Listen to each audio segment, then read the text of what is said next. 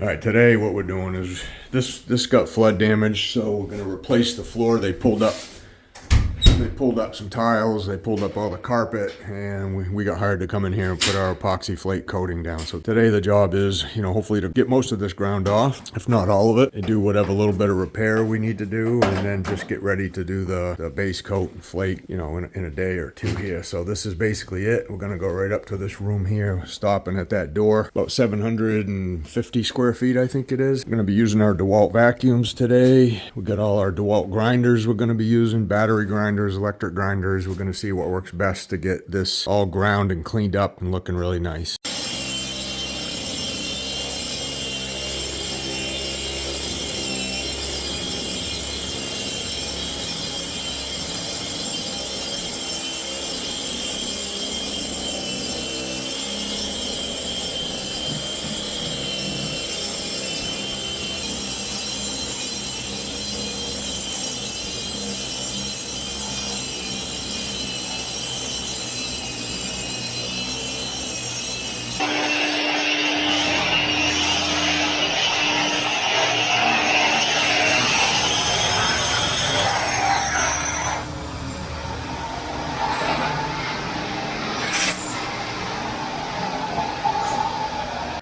All right, so here we are, all ground off. That took us about probably 3 to 3.5 hours to get all this ground off. So now what we got to do is, before we do the epoxy coating, we got to go around patch.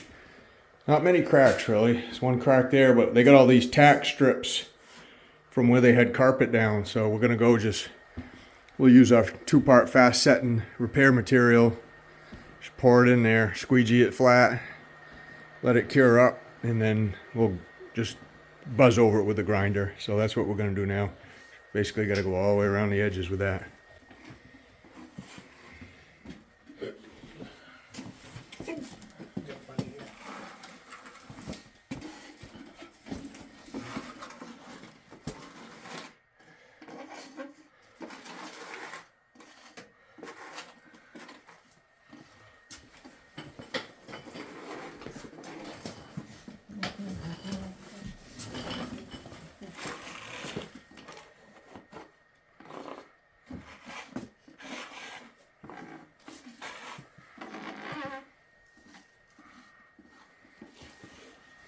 All right, so we'll just go all the way around, slow but sure, but we'll get it all fixed up, get it all patched up, then we can grind all those flush.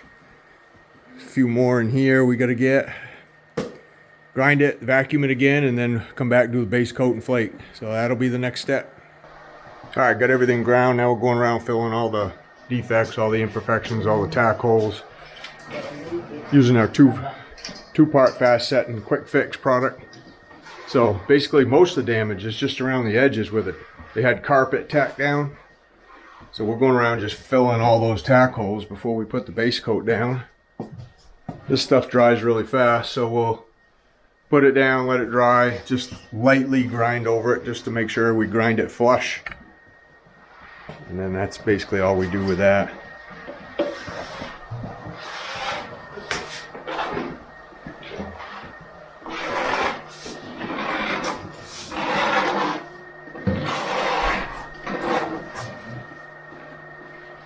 All right, so once the repair material sets up around the edges where we filled all those tack strips, we go around, we just lightly grind off any of the excess.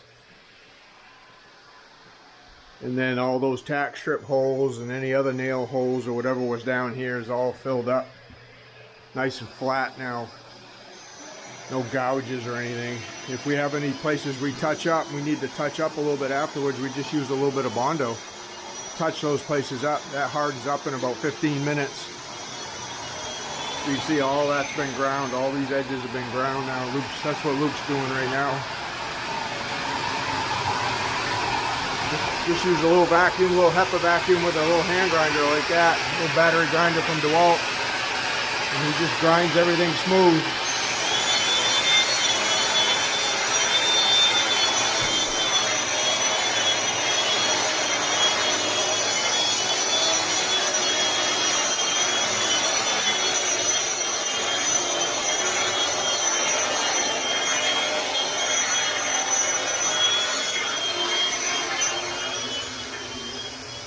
So then after that's done, we vacuum, get everything cleaned up really good. And then we're ready to base coat and flake. All right, so as you can see in the beginning, this floor was a real mess when we got here. Between the glue, the tack strips, you know, and what few cracks there were, and just this being relatively old concrete anyway, you know, there's quite a bit of prep here. But this is how we prep all our floors. We always grind every single epoxy flake floor we do. That's the basic key to having this stuff, you know, adhere to the concrete really well. And then the patching stuff is really key. Like you got to know how to patch, what to use to patch. Especially if you're going to try to do stuff, you know, step by step in a day. And if, you know, speaking of step by step, I do have a step by step process that I teach in my epoxy flake course, which you can get down in the description of the video. So if you want to try to do something like this on your own, you know, you got to have the knowledge of how to do it, how to do each step, and then what type of products to use and how to use them to really have success at doing this. You can't just use cheap stuff that you might buy at a big box store. That stuff's not going to last. You got to use the really good products, and you got to do them. You got to, you know, you got to apply them like we are the right way. So the base coat, you know, we go down, we mix the base coat up. The product, a lot of the products we use are 1-to-1 mixing ratio, so it's 1 part A to 1 part B. We'll mix up, you know, a gallon at a time. We'll measure out how many square feet we need to spread out that gallon in. We'll mark it off. This is all part of like what I teach, and then we go roll it out, and then I'm spreading the flake in it. You know, I broadcast the flake in it. We like broadcasting the flake until the flake completely covers the base coat. It covers up everything. And one good thing about a flake floor is it hides like a lot of imperfections in your concrete floor. So when we're done, this thing's going to look like a beautiful, almost like a showroom type of floor. But the base coat goes down really smooth. You can see, I mean, you could almost just roll the base coat on and then put a clear top coat right over the base coat and just have, you know, a solid color floor here. If you're just using it for foot traffic in the basement like this. The thing, what the flakes do, you know, the flakes, not only do they add some color to the floor, but they add just a little bit of texture. They make the floor a little bit thicker, so they make it a little bit more durable. And that's basically it. That's why we can use this type of flooring in a basement like this. We could use it in a garage. We do a lot of garage floors basically the same way. You could use it on a shop floor. You could use it in a shed. If you're using polyaspartic stuff, which we are, you could use it outside, really, on like an entryway if you wanted to. As you can see, there was a ton of patching. It wasn't really for an old floor like this. There wasn't a lot of cracks, which we see a lot, especially when someone pulls up carpet. There tends to be quite a few cracks. This one just had like what I would say a small handful of cracks in the floor. It was more of those, you know, those nails that they use to tack the carpet down. Those, when they pull those nails out, they just pull the concrete right out with them. You know, a lot of those holes were about the size of a quarter, and they might have been like a 1/4 inch deep. So this is the tedious part, you know, when you're having to go around everything. There's a lot of edging, anything in the floor, any type of piping, or in this case, you know, there's a kitchen island, so we're going around the cabinets. Over there on the right where Darren's cutting in, where there's a baseboard going back, that's pretty easy to cut in stuff like that. The baseboard's going to go right over and cover up another 1/2 inch of the concrete floor. So, you know, we try to make it as nice and neat as possible, knowing that some of that's going to get covered. But under some of this, like under those heat registers, that's not going to get covered. So we got to be really fussy underneath those. As far as rolling this stuff out, I mean, it rolls out really. It's creamy. It feels creamy and like butter. I don't know how else to explain it, but once you get the roller completely saturated in the base coat, this stuff rolls out really nice. And there is you have a set amount of time to work with it, so you can't just stop and make a phone call once you get started. Like, you got to just keep working from start to finish until you get done. So, and it's nice when you have plenty of help, like with 3 of us here that are really experienced. This stuff goes down super simple. One guy, Darren, usually does the mixing, and then he gets the product kind of dumped out. Luke does a lot of the cutting in, as you can see him right there, and he does some of the spreading with the 18-inch roller, and then I'll do some of the spreading when he's cutting in if I don't have to broadcast the flake. So once we get this laid down flat like Luke is doing right now, I probably got, in a basement like this, I probably got a good 15 to 20 minutes or so before I really need to go back and start broadcasting flake. But I can broadcast it earlier than that if I want to. It's just a matter of, what needs to be done the most. Does it need to be rolled out? Is it a bigger area that needs to be covered? Sometimes on a bigger floor, we'll have two 18-inch rollers, when Darren's mixing a little bit more product and dumping it out so we can get it spread out quicker. But as far as the broadcasting goes, that goes down pretty simple, pretty quick. We fill up those buckets about 3/4 full of flake. They end up being probably like 25 pounds at that point. And then I just completely broadcast it on, as you can see.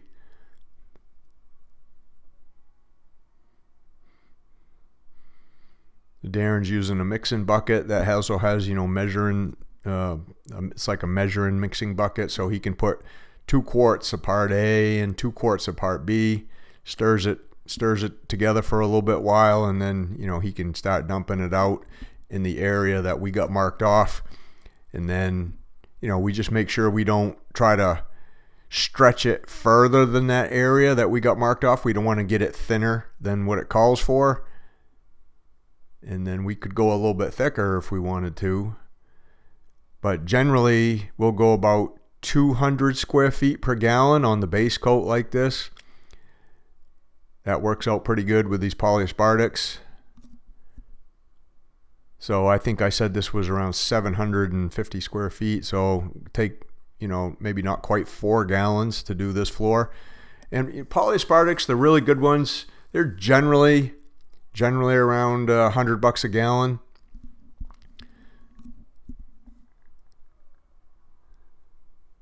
You can see we're cutting in the edges with the brush. We have a little bit of a 4-inch brush we use to roll the edges, because that 18, it can't get right up to the edge the way the roller clips into the bar there. So you got to have a little bit of edge roller to get that done really nice.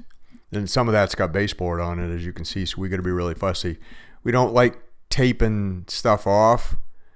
That takes a lot of time. So you're better off, if you're good at this, you're better off just cutting in your edges and just being careful while you're cutting them in, and then you don't have to tape off everything. If you did get a little bit on it while you was cutting in an edge, as long as you have a rag with you, it'll wipe right off. If you leave it on, then it's going to dry on, then it ain't going to come off quite so easy. But you can see how that flake goes down pretty easy, pretty quick. That's probably the easiest part of the whole job right there, is just broadcasting the flake.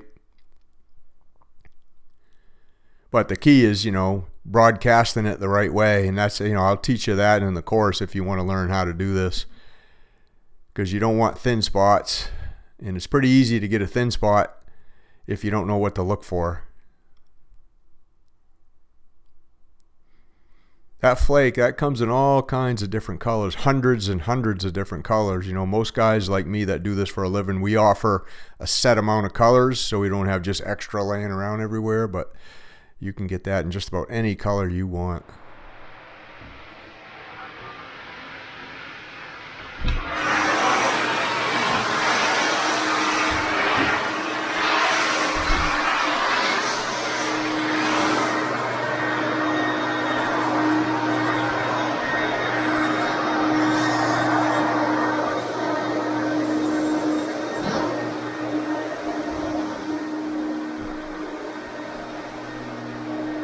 Alright, so here we are the next day. We got the flake all scraped up, got it all smooth. We're just vacuuming up all the excess flake, getting it cleaned up, and we're going to be ready to top coat here in just a few minutes. So that's the next stage. Looking real good though compared to what it was.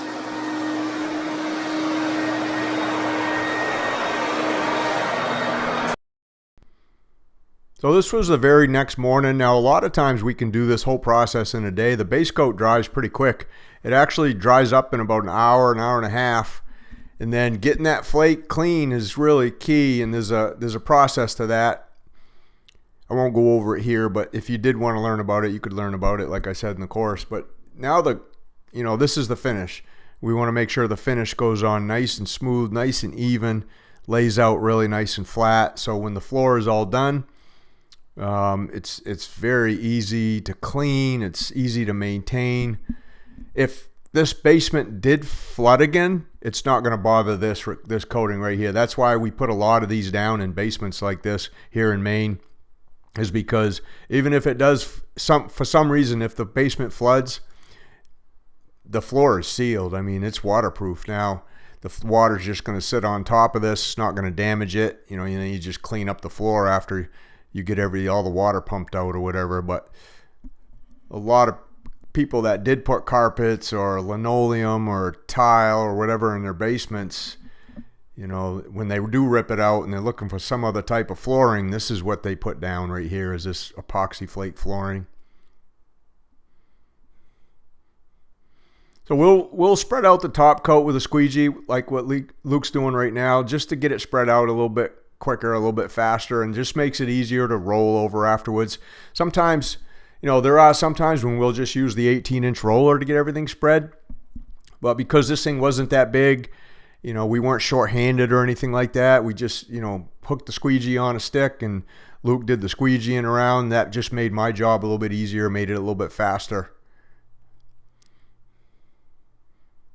Now, I'm just looking to spread this out. I know exactly how many square feet I want to go. Every time Darren mixes up a gallon of this, he gets it dumped out, and then I know how far I need to spread it out based on how many square feet we're doing for that one kit. Every time he mixes up a gallon, we call that a kit.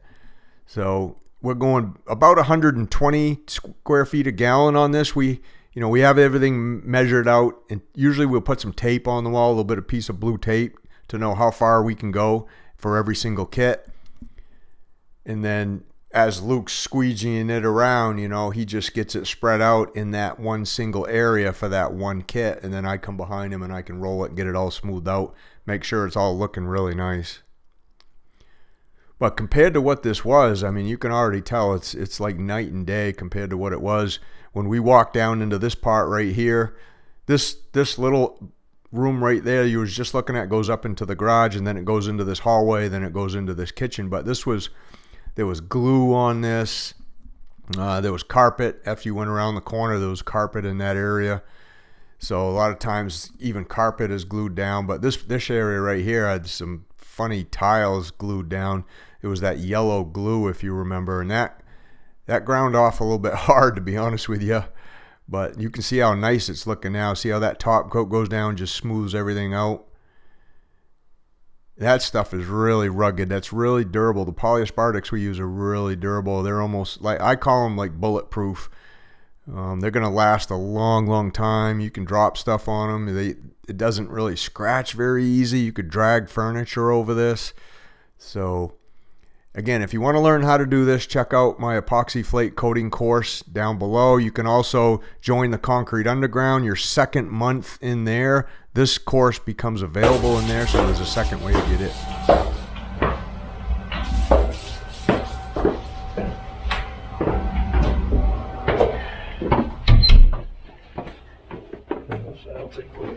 Yeah. Hold this for a second. Yeah. It's probably going to drip a little bit. I just want to finish this piece off.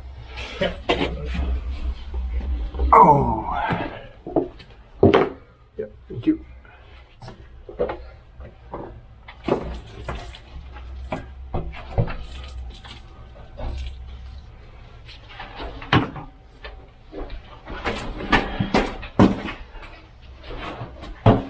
And that'll do it. Basement floor makeover right there. So it goes from having water damage, having carpet ripped up, tile ripped up, grinding off all the paint and glue, to looking beautiful. That's how we do it right there.